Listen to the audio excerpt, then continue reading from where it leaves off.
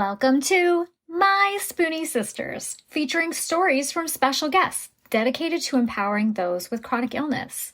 Our goal? To connect people and provide the support and tools they need to live a better life.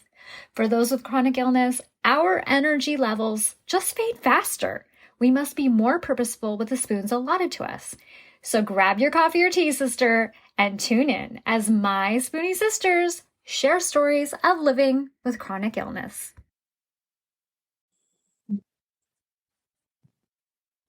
Hi, my Spoonie Sisters. I'm Gracefully Jen, and I am so thrilled to bring to you a fellow Spoonie sister. Coming from Iowa, this is Megan. Hi, Megan. So happy to be here. How are you doing today? I'm doing well. The weather's kind of gloomy here, but it's okay. It's gloomy here too. I feel like it's in the air right now. Well, let's just dive in. What is your diagnosis story?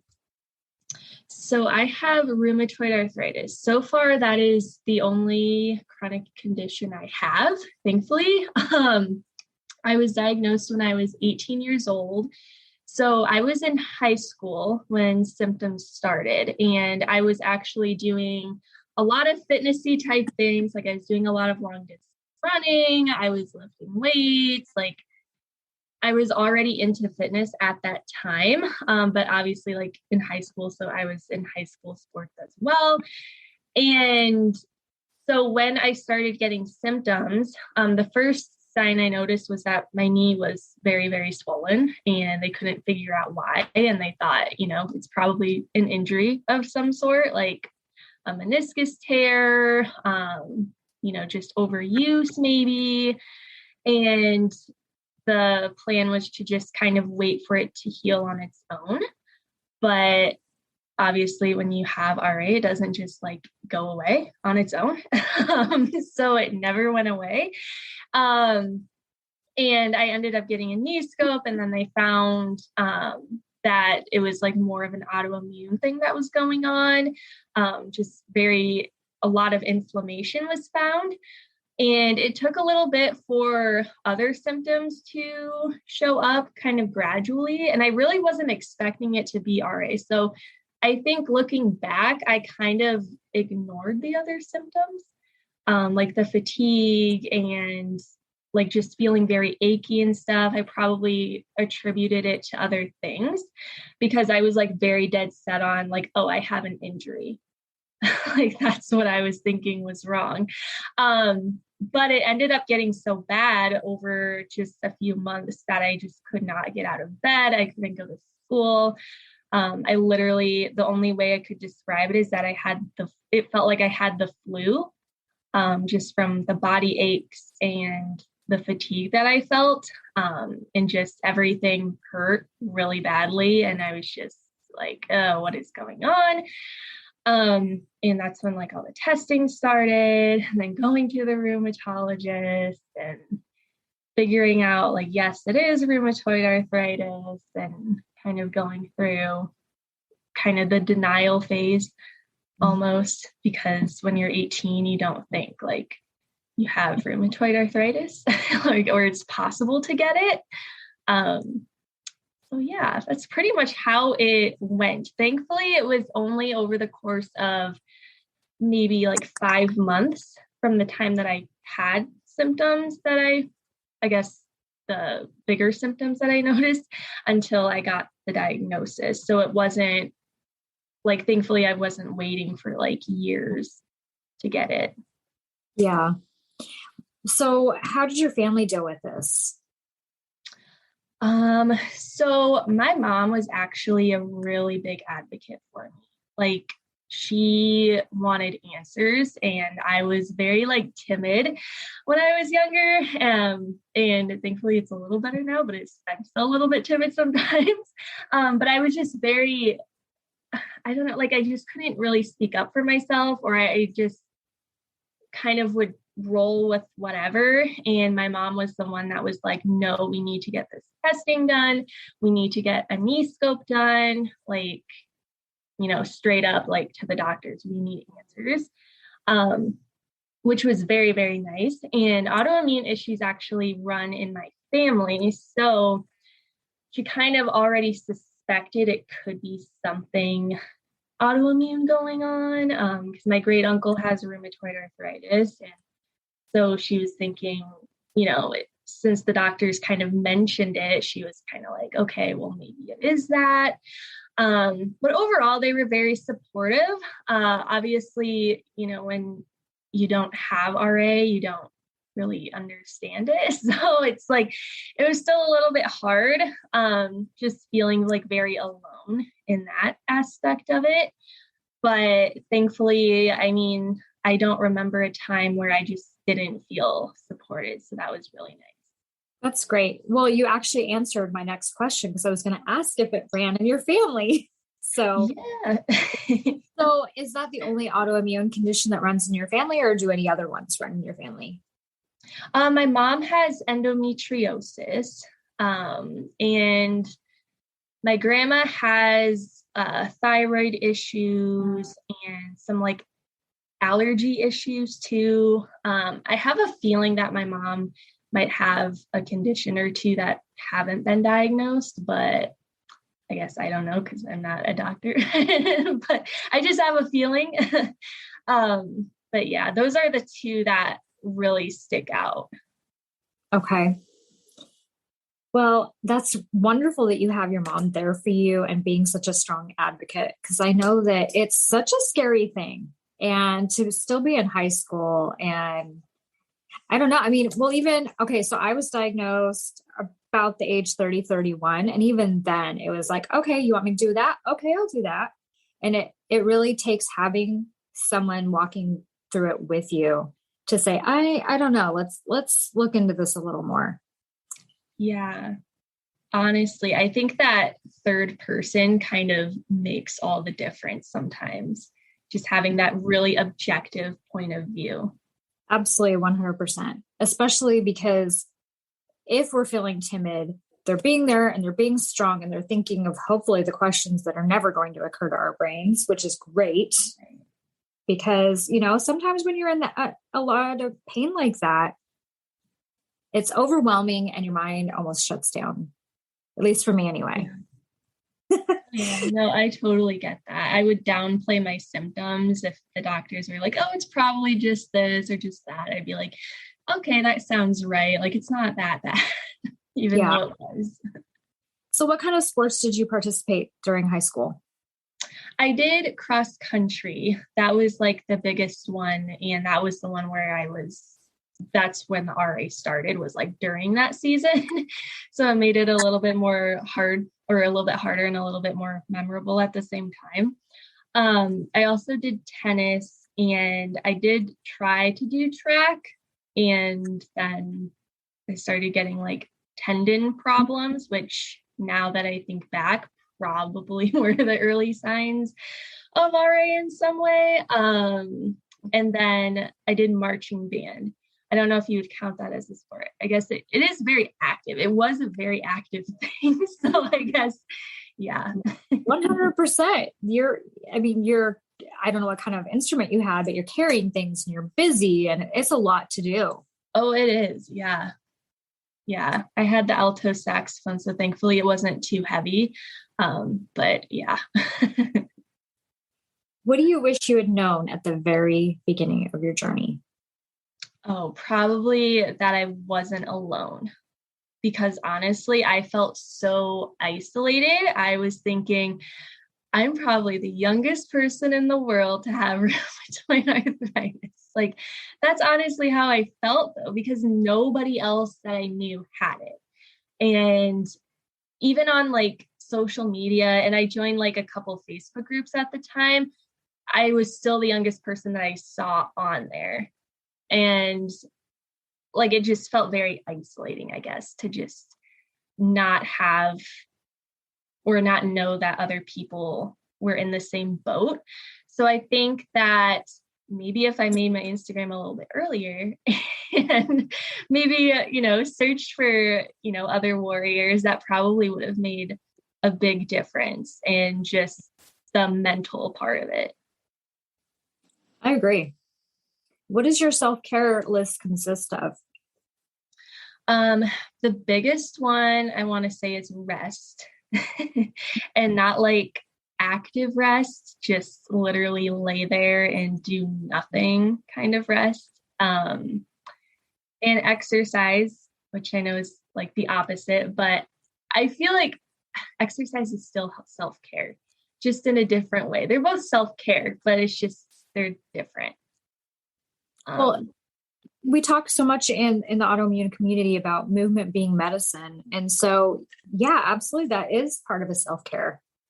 It's taking care of your ligaments and your joints and preparing your body to handle what you do. Yes, definitely. And I think like it helps mentally too, just kind of that stress relief, but also to give you like a sense of control in a way, and just kind of increasing that mental strength as well. Absolutely. What would you consider to be your most triumphant warrior moment? Oh man. There's a couple that I can think of. Every time I think of like a triumphant win, I always think of it being fitness related. So I want to say my first one was when I was able to work out with RA. Like when I figured out like I can do this. I just have to take, a different kind of path. And then I was training for a bodybuilding competition at the same time. So that was probably a win in itself, just realizing like I can do things, like I can do a bodybuilding competition.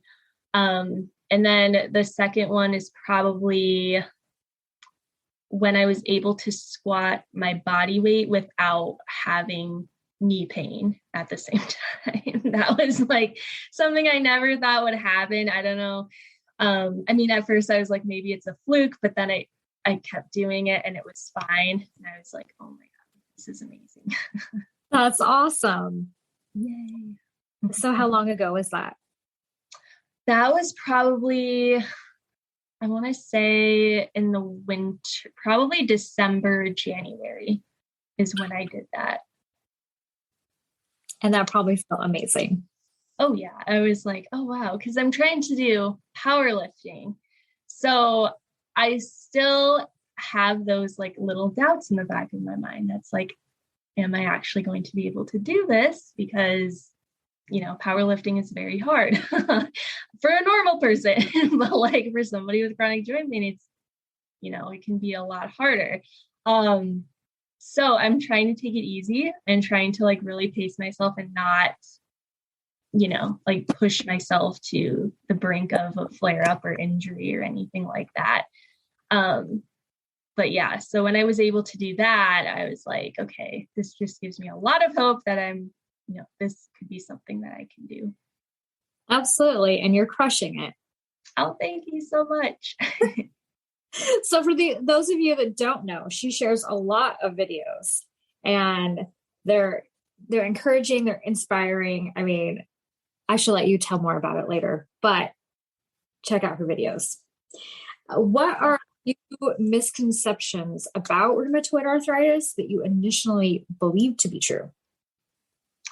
Oh, geez. The first one is that only old people can get it. And I think that's one that I think everybody had. Just because you don't hear about it a lot, but especially for younger people. So that has to be the first thing. And then the second thing, I did not know that it was an autoimmune condition.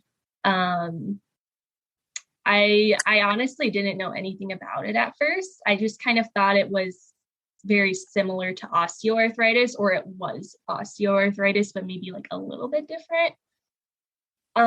So I would say that those are the two misconceptions that I've had. And I know other people have those too. Like there's people that I talk to that frequently mix up rheumatoid arthritis and osteoarthritis, or they think it's the same thing when it's not. Absolutely. Well, because it's not something we learn about in school. It's not something and you just always think, okay, that's something my grandma had. Mm-hmm. And it's so not true, but that's where we come in and we can educate people better about it. Yeah. What is your advice to fellow Spoonie sisters? Oh man. To not cut yourself short, if that makes sense. Like, don't think that you're never going to be able to achieve something that you really want to do, or that you're never going to be able to overcome maybe certain limitations, because sometimes you can, especially if you incorporate like exercise and a lot of like, strength training, and diet helps too, obviously. In mindset, I mean, all of those things together do help a lot, not only physically, but also mentally. Because I mean, I never thought I would be able to run again. Like, my rheumatologist told me to completely just give up on that. Like, don't even try it anymore. And now I'm able to do it. I'm not able to do it as much as I did before, because that was just way too much in general. But the fact that I'm able to do it without the knee pain is like amazing. So I guess like you are a lot stronger than you think you are, and always keep that to the front of your mind.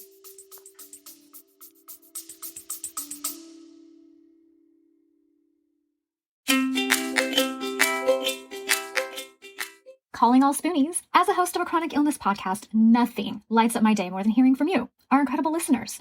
Whether it's a topic close to your heart that you want us to uncover, or you are keen to show your own journey as a guest on our show, your voice matters.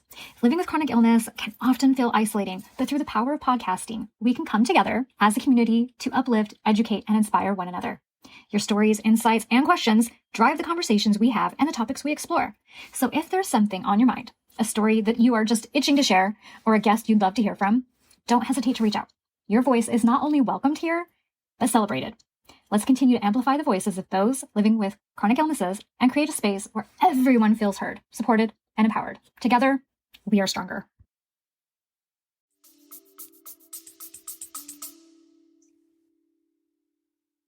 I have an idea. So instead of me picking your questions, you're going to pick your questions. Oh, okay. Okay, we're going to change it up. This is going to be fun.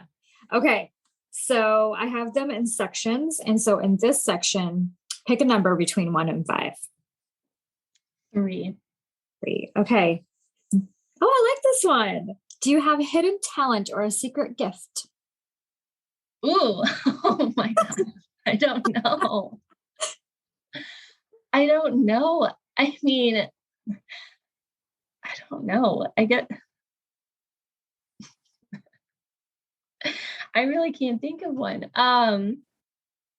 Would it help if I tell you what my... Yeah. Oh, it's so stupid. It really is.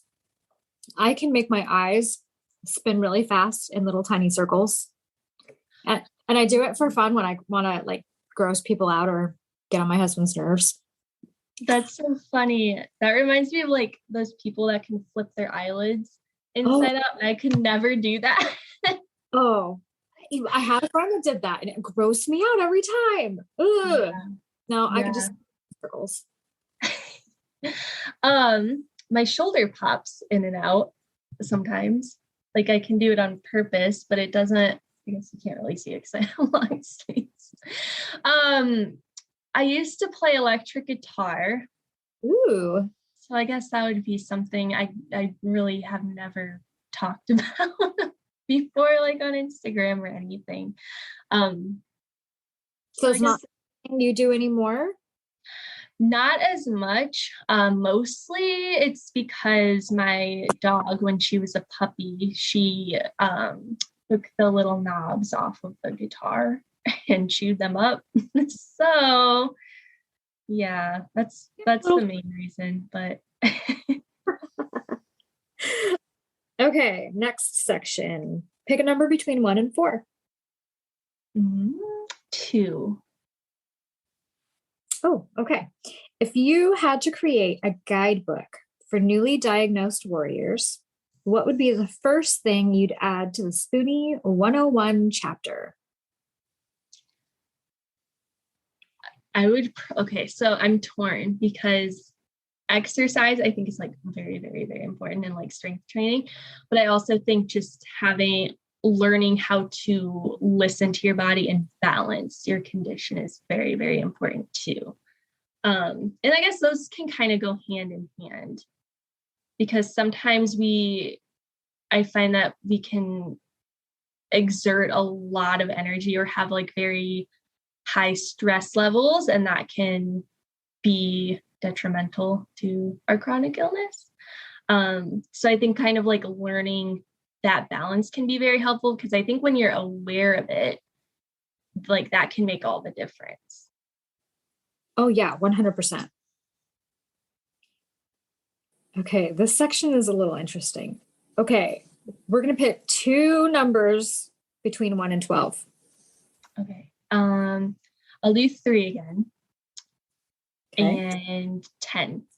Okay, so we'll start with 3.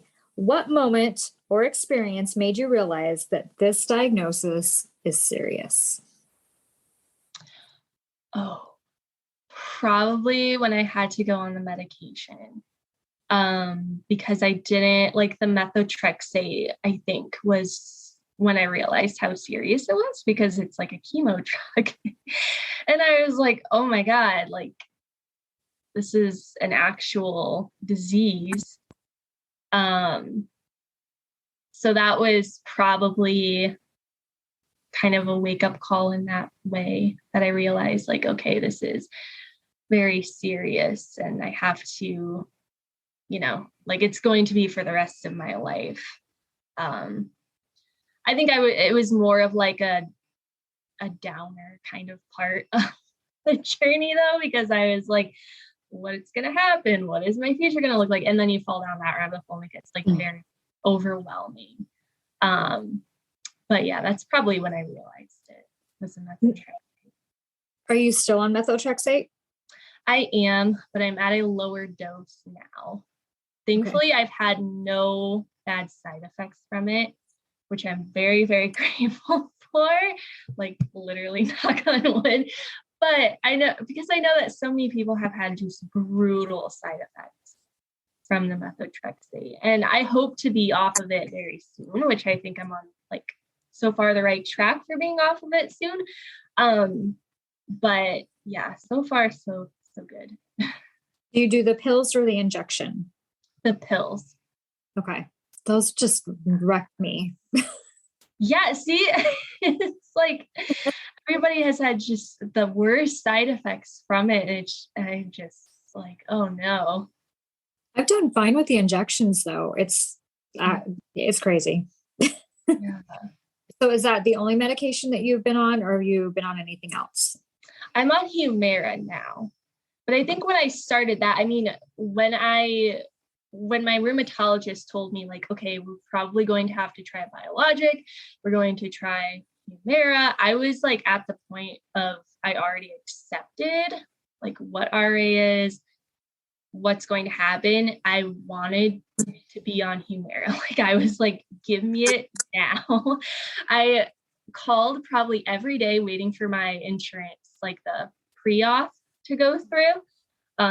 And I called like daily, and the receptionist was so annoyed with me, but I don't care. I was just like, is it ready yet? Like, can I have it yet? I wanted it so badly because I was just like, I just need something. Is that the only biologic you've tried? Yes. And thankfully it's still working.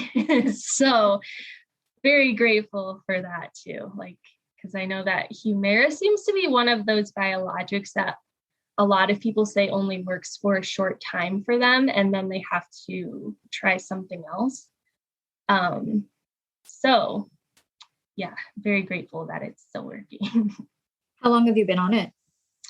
5 years now. Well, almost 6 years, I guess. Okay. Yeah. Well, that's a good amount of time to have it still working for you. Yeah. And it's an injection, right? Mm-hmm. Yeah. I have my mom do the injections because I don't like I've never done it by myself and I don't really want to. I mean, now I probably could because they have the citrate free now. But before they had the citrate free, it was just very, very painful. And I hated every minute of like when I had to get the injection. But I guess now I could technically try it. But I live close to my parents and my mom's a nurse and I only do it like once every 2 weeks. So I just have her do it in my stomach. It's like, okay, I'm ready. Heck yeah. If I had a relative that was a nurse, I'd be like, I don't want to do this myself. My husband's offered to do it for me. And I'm just like, don't you dare come near me with a needle. This is acceptable. I will do it myself. No. Yeah, honestly, like I had my dad do it one time and it like there was a huge bruise where it was. And I'm like, okay, we're not doing this anymore. I don't know what it is. I feel like somebody that has had the education for it, I feel so much more confident in them. Yeah. But for some reason, someone that, even if it's a family member, I will run. I will run across my house. I don't know. Not happening. Nope. And I see there's people that post videos all the time showing their spouses or boyfriends or whatever, giving them shots. And I'm like, wow, more power to you. Cause I'm not to that level. And I don't think I ever will be. I just know you can bring a Band-Aid, but you are not coming at me with a needle. Yeah. Yeah. I think it depends on the injection too, because like, do you do pens or is it like mine's just a needle. Okay. Yeah. That would be a lot scarier. So I was gonna say, because the pen isn't, I don't think it would be that bad. Like I would have my boyfriend do it sometimes, but at the same time, like obviously when you have somebody that's like trained, it's a lot more comforting. But if I had like an actual needle, like I would never let anybody but my mom do it. Yeah. I think the auto injector, maybe I would feel a little more comfortable, maybe, but all the ones that I tried those, they didn't work for me. And so that's just not even something to think about. So, yeah. Okay. I'm glad I'm not alone. All right. You chose number 10, right? Yeah. Okay. Do you prefer to keep your business private or are you a vocal and open person? Ooh, that's a good question. I would say like I'm pretty open. I would say there's like some stuff that it's not that I like choose, like I'm not going to share this, but I just don't think it's like relevant or important, I guess, like to social media. But I would say that I'm pretty open. Like, yeah. I mean, the fact that you have a profile where you talk about it, I mean, that's a little yeah. Okay, so you did not pick this one, but wherever it was, I feel like I want to ask you anyway. Where was it? I was just looking at it. Okay, here it is. Because I think this is an important one. Name something that keeps you sane during your intense flares. Ooh. That's a good question. Like something tangible or some like, I would have to say mindset work and like journaling and reading and that kind of thing, just to keep me grounded. Because sometimes when I get into a flare up, like I haven't been in a really bad flare up, thankfully, for a long time. But when they do happen, I tend to go like, down a rabbit hole of just feeling awful about myself inside and out and just like worthless and all those bad things that we don't want to feel. So I think that journaling kind of helps to not only get out that negative energy, but also kind of switch the narrative a little bit too. Because just because you're in a flare up doesn't mean that you're, less worthy or less valuable. And yeah. Absolutely. Okay, the next section, I'm not having you pick a number because number 2 does not apply to you. because you only have one diagnosis. So Yeah. it's asking you to choose which one you'd get away with, you'd like get rid of, and that which one you'd keep. That does not apply. So would you rather get your diagnosis 5 years earlier? So you'd be, oh geez, what, late elementary? Yeah. Yeah. Like what or 5 years later? Which would you rather? Ugh. Oh my God. That's a good question, because I always think about like, okay, what if I got diagnosed now instead of when I was 18? It would be so much worse now, I think. But at the same time, if I was diagnosed 5 years earlier, I probably never would have gotten into fitness at all. True. So I have to say later, because I think that if I would have built a really good foundation with health and fitness. And to be honest, like I would not change like when I got diagnosed. I think it was like, looking back, that was the perfect time. But yeah, if I had to choose, I would say 5 years later. So that would be now, basically. So yeah, I think, yeah, I'll go with that, because I think that I would have had a really good foundation with like health and fitness and everything. And it would have been a little bit easier to get through. It probably would have been, not any easier like through the diagnosis process or anything, but getting back, maybe into fitness would be a little bit easier. Absolutely. I 100% agree with that. Okay, let's see here. One or two? One. Did you know anything about the autoimmune disease or chronic illness communities? And were you aware that there were so many warriors battling invisible illnesses? No, I had no idea at all. Before I like made my Instagram and started connecting to other people with RA and other invisible illnesses and other forms of arthritis, I just like didn't know. I knew that there were a few community pages like on Facebook, but the ones that I joined were very negative, like just very, which is, to each their own, I guess. Like it's fine to kind of like, I think it might be nice for people to like be able to rant to other people and like vent and that kind of thing, but it wasn't really helpful like, to me at all. Well, and not only that, but what is it going to do for us? How is it going to? And exactly. Really get stuck in that mindset forever. The well-being and my life is over. Yeah. No. Yeah. It was just very negative and not good at all. So I was like, okay. And then when I like found the communities on Instagram, I was like, oh my gosh, like this is amazing. Okay, this one's a big one. I hope you're ready. Yes. All right. If I asked you to nominate a fellow warrior for a Spoonie Sister highlight, who would you nominate? Ooh, that's a good question. Oh my gosh. I feel like I can't pick one of my clients because I would pick all of them, but I don't know. I really like Ashley Nicole. I really like her. She's very, very sweet. And she has RA, obviously. I think you follow her also. Yeah. I would say probably her. We're supposed to do an interview soon, but she and I, oh man, she had to cancel one day because of a flat tire. And then I was supposed to meet with her last week. Was it last week? Maybe it was 2 weeks ago.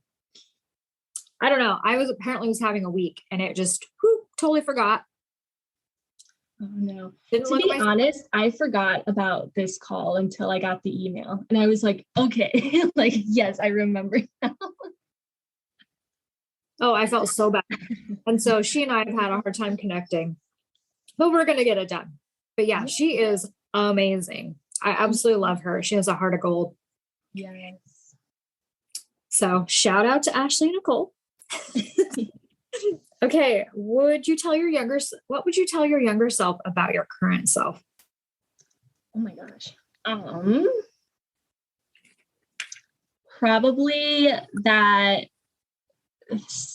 things aren't as scary as they seem, because I feel like when I was younger, I was scared of anything that was outside of my comfort zone. And it's probably because of how I was raised. I was kind of raised to be scared of things that were out of my comfort zone, like getting into like lifting heavier, or like the bodybuilding competition, or just anything in general, or just like starting my own business. I mean, like things like that.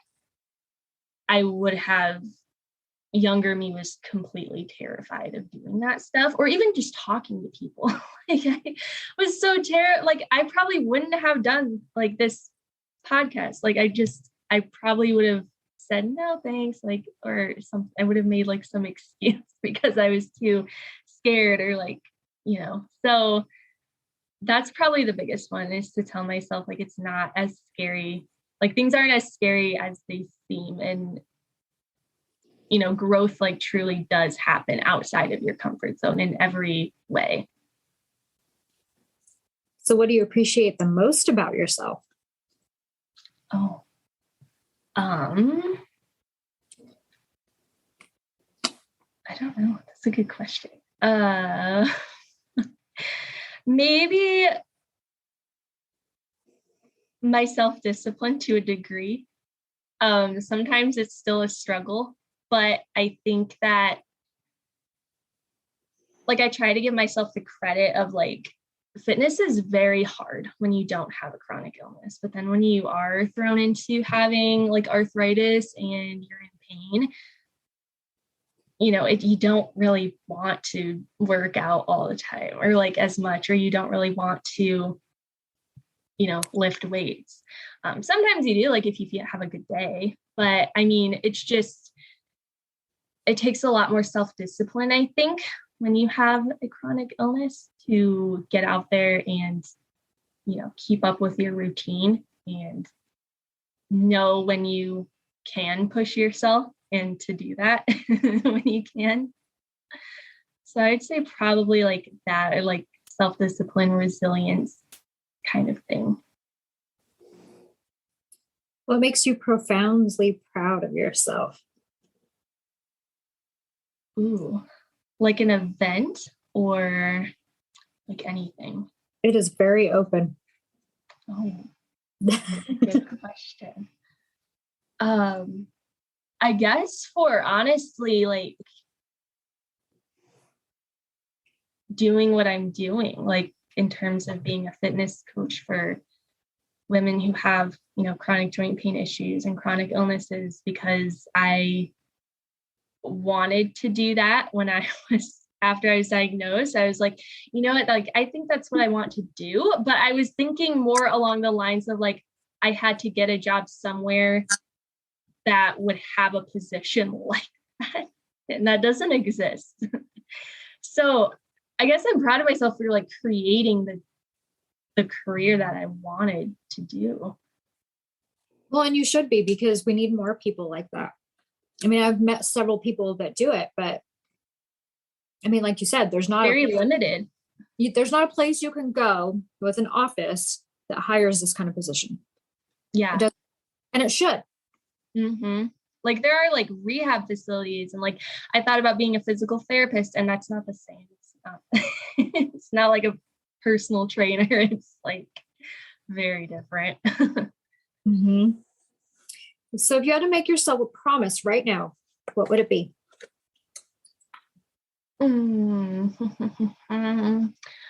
Probably I promised myself that I am going to continue with powerlifting until I compete, or like do a meet or something like that.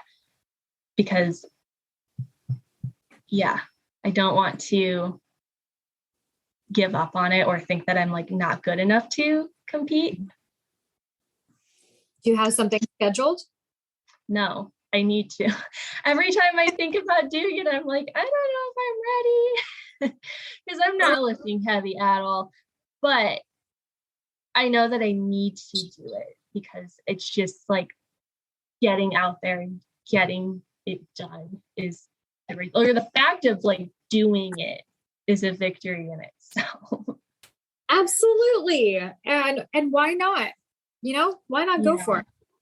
Yeah, that's true. I need to do that. I'm going to find a competition probably to do by the end of the year if there's one available. Okay. If not, like very close to the next year or like, between whatever months, December, November to like February or something like that. I'm going to check back in on you and I'm going to make sure. Yes, please do. I'm going to encourage you and hold you accountable.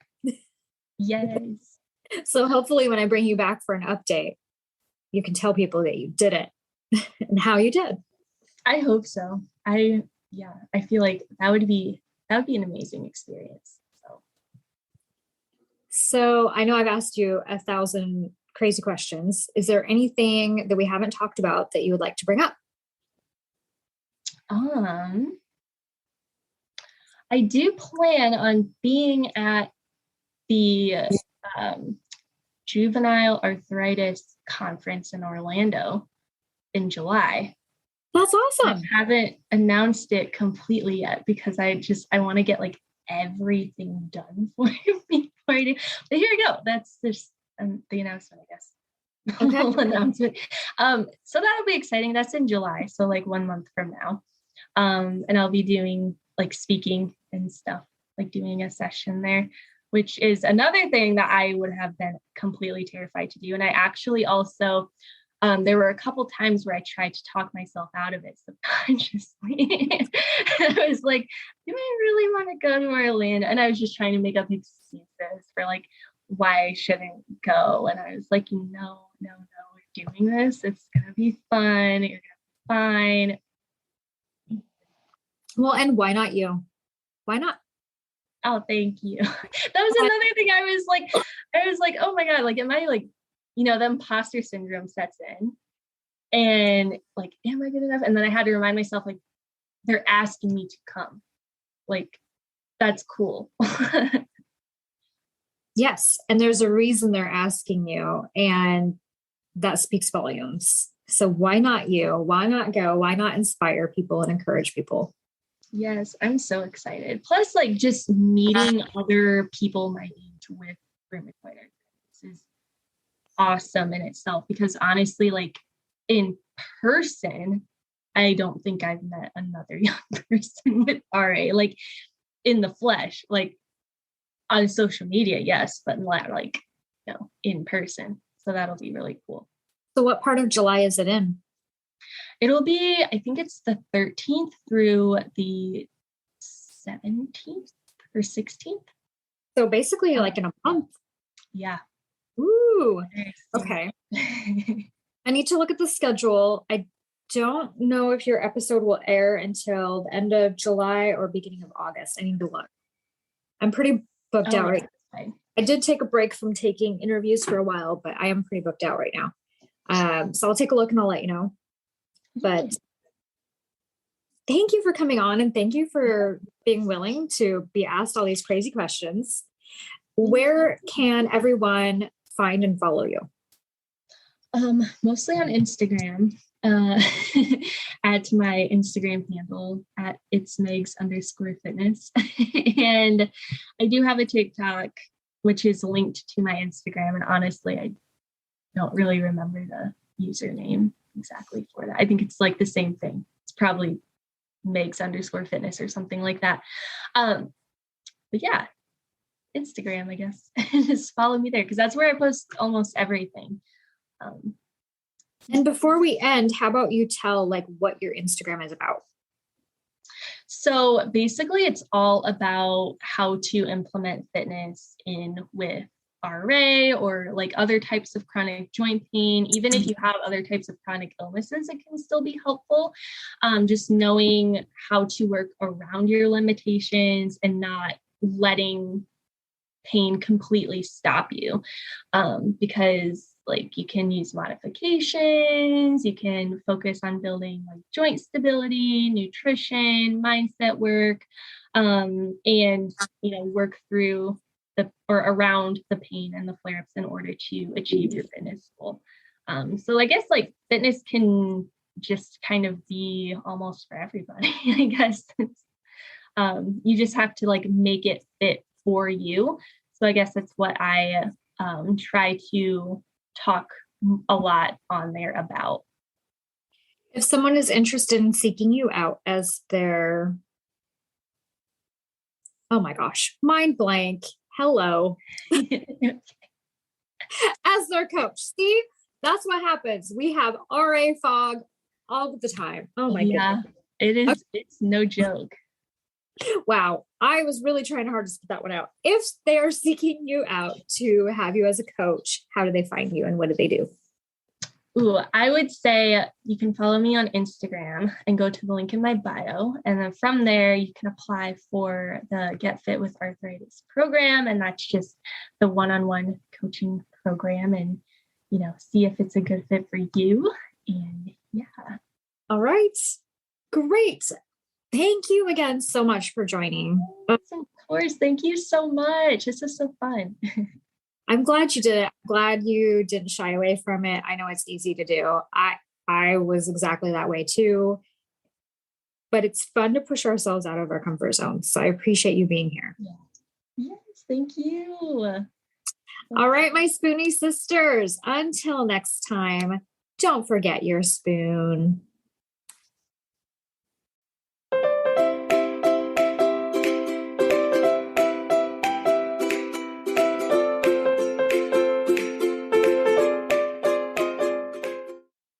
The information, opinions, and recommendations presented in this podcast are for general information only. Consult your own physician for any medical issues that you may be having. The information should not be taken as a replacement for medical, clinical, professional advice, diagnoses, or medical intervention. My Spoonie sisters and guests will not be held liable for any of the consequences of such action or inaction. Trigger warning. Some episodes may cover sensitive topics including, but not limited to, suicide, abuse, mental illness, and chronic disease. You are advised to refrain from listening if you are likely to be offended or adversely impacted by any of these topics.